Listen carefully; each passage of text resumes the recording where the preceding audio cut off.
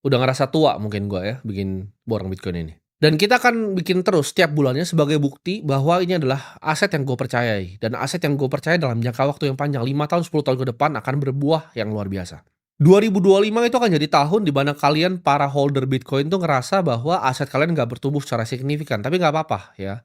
Kalau kita lihat datanya selama 5 tahun ya, lu nahan Bitcoin 4, 5 tahun itu nggak ada yang pernah rugi ya, nol kemungkinan lu rugi.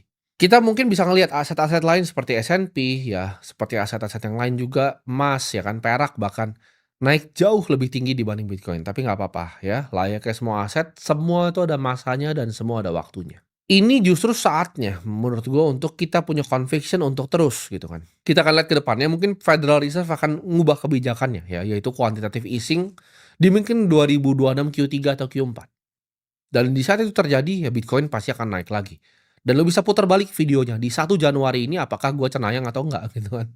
Secara makro ya kenapa Bitcoin nggak naik, karena semua uang tuh ke AI. Semua uang fund besar itu diambil sama Nvidia, diambil sama Taiwan Semiconductor, diambil sama ASML. Jadi kalau kalian tanya kenapa Bitcoin nggak naik, uangnya di Nvidia.